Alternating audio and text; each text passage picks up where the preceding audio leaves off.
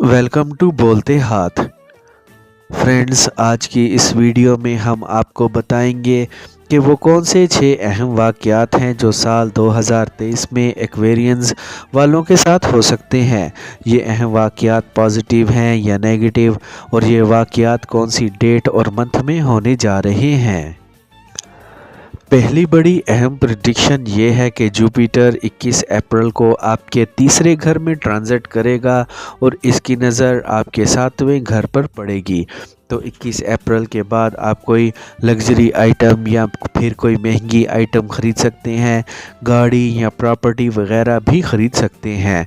और 21 अप्रैल के बाद हज उम्रा जैसे मुक़द्दस मकामात पर जा सकते हैं। दूसरी अहम प्रेडिक्शन ये है कि सैटर्न 17 जनवरी को आपके पहले घर में ट्रांजिट करेगा। तो 17 जनवरी के बाद आप गैर ज़रूरी ख़र्चों पर काबू पा सकेंगे। बैरून मुल्क जाना चाहते हैं तो इसमें कामयाबी मिलेगी। तीसरी बड़ी अहम प्रेडिक्शन ये है कि राहु 30 अक्टूबर को आपके तीसरे घर में ट्रांजिट करेगा। तो 30 अक्टूबर के बाद आपकी शादीशुदा ज़िंदगी या फिर लव रिलेशंस में मसाइल आ सकते हैं। रिश्तों में बिला वजह के मसाइल पैदा हो सकते हैं, इसीलिए 30 अक्टूबर के बाद आपको अपने गुस्से पर काबू रखना होगा और बिला वजह बहस से बचना होगा। इसके अलावा 30 अक्टूबर के बाद दांतों, मैदे और जिगर से जुड़े मसाइल भी हो सकते हैं।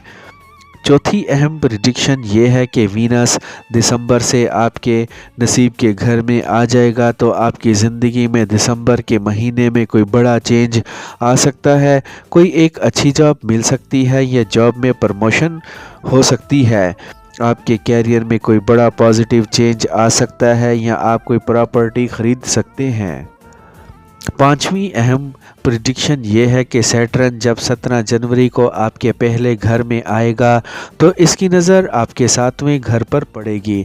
तो वो लोग जो शादी ना होने की वजह से परेशान थे, रिश्ते में रुकावटें आ रही थीं और रिश्ता तय भी नहीं हो पा रहा था या कोई मुश्किलात पेश आ रही थी, तो 17 जनवरी के बाद आपका रिश्ता तय हो सकता है और शादी होने के चांसेस काफ़ी ज़्यादा रहेंगे। आखिरी अहम प्रेडिक्शन ये है कि सैटर्न आपके फर्स्ट हाउस में रहेगा, जुपिटर आपके थर्ड हाउस में रहेगा और राहु आपके सेकंड हाउस में रहेगा। तो आपके कैरियर में जो परेशानियां चल रही थीं वो ख़त्म होना शुरू हो जाएंगी। जो काम रुके हुए थे आप उन कामों को पूरा कर सकेंगे। आपको काम, कारोबार, जॉब में तरक्की मिलेगी। कोई पार्टनरशिप शुरू करना चाहते हैं तो 21 अप्रैल के बाद का वक्त अच्छा रहेगा। इसके अलावा स्टूडेंट्स के लिए 21 अप्रैल के बाद का टाइम बहुत अच्छा रहेगा और हायर एजुकेशन के हवाले से भी ये टाइम काफ़ी अच्छा दिखाई देता है और कामयाबी मिलेगी।